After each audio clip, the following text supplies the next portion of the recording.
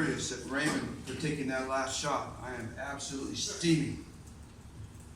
I make a big deal about that, about not doing to us, and then I have a guy who goes out there and does it. I am just steaming mad. Sorry.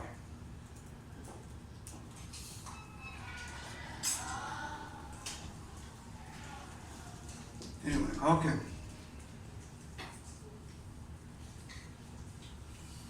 Well, we needed one of two of our last two games to make sure that we moved up to the third slot, so it was important that we go out and get this one. I'm not sure of the whole situation with Meralco, whether they could have won today and still made it in.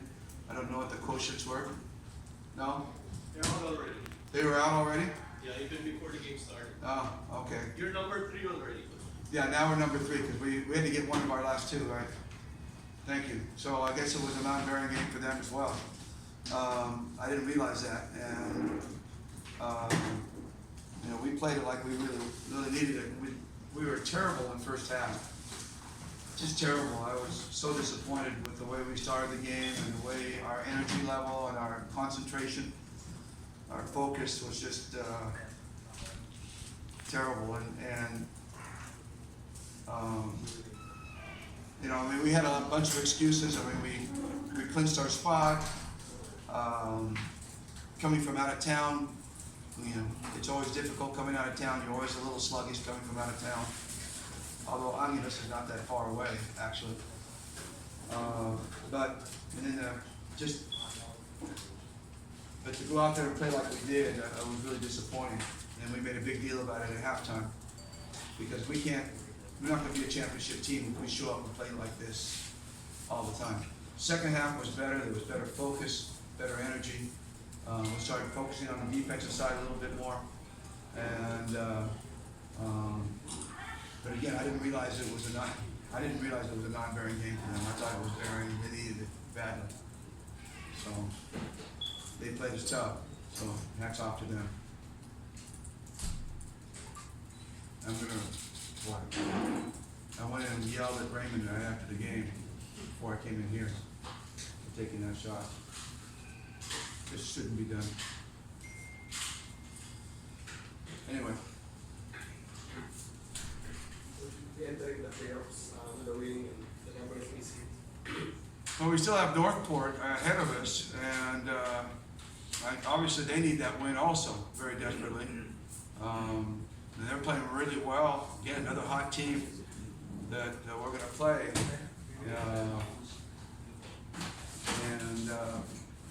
You know, we won't know, I guess, until after the first game or even our game whether there's going to be a playoff, right?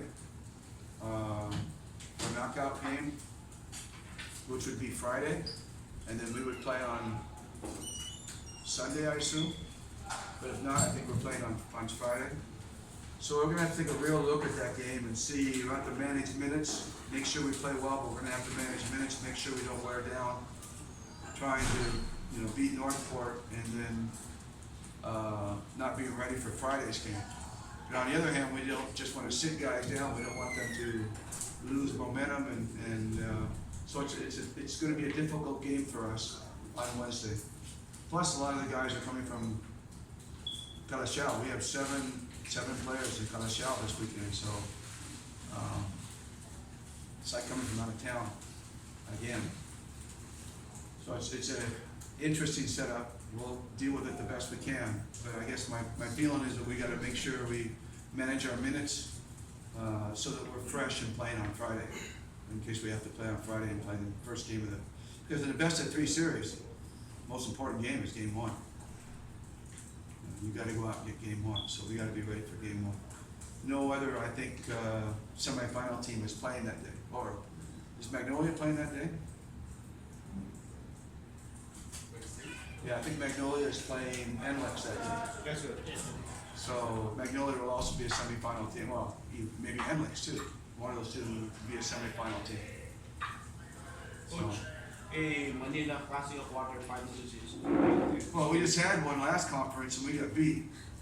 So I'm not looking forward to having another one.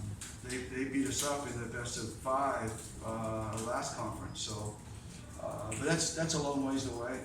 They still gotta win their game, against NLEX, and, I think NLEX beats them, they have quotient over them, so, it's a big game for Magnolia to win. What's gonna be difficult to me at this point is, again, the preparation for the playoffs, having the All-Star game so close to the playoffs. I've never been through this in 30 years, and, you know, All-Star game is not a competitive game, and then you want your guys to turn around and be competitive all of a sudden. It's like turning that switch off and turning it back on, and that's gonna be difficult. Of course, it's gonna affect all teams. But it's a difficult dynamic, it's an interesting dynamic, having the All-Star game so close to the playoffs. And how we're gonna manage this week when we have 7 guys missing from practice. Cause this should be our practice, our preparation time for playoffs.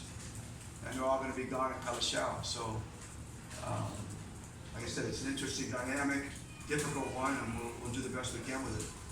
But also, we're not the only team dealing with it. But I think the teams that deal with it the best are gonna be the ones that are gonna be best prepared in the playoffs.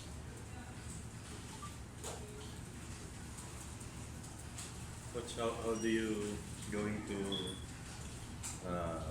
spend the All-Star break? Practicing. Oh, you bet.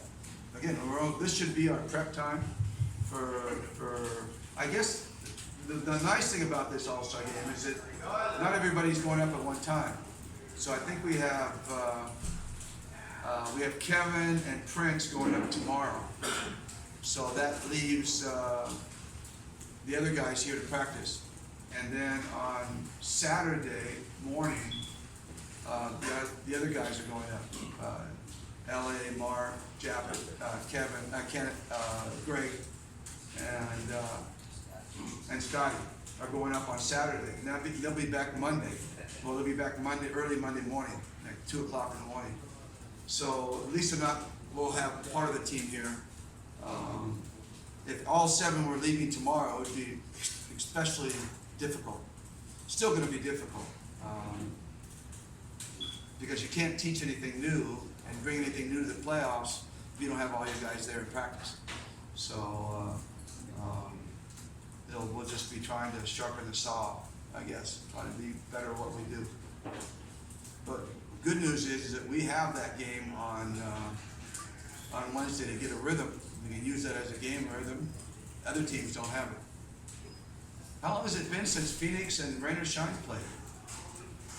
I mean, it'll be like 3 weeks before they play the playoff game.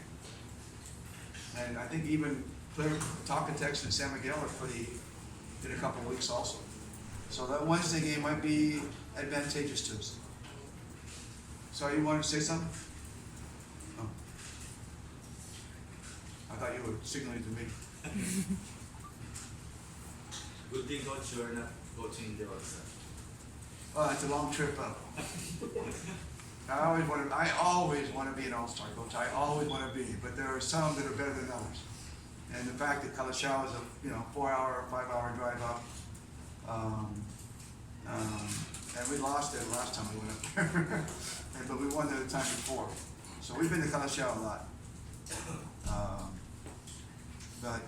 Yeah, I mean, Louis and I don't know how long they're going to be up there. Louis and Kaloy going to be up there for a while as well, doing the All-Star game.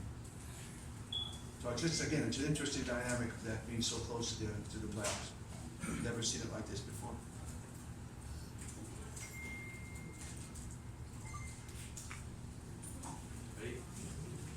Okay. Thank you, Coach. Sorry to Norman and Meralco for that last shot. I'm really sorry.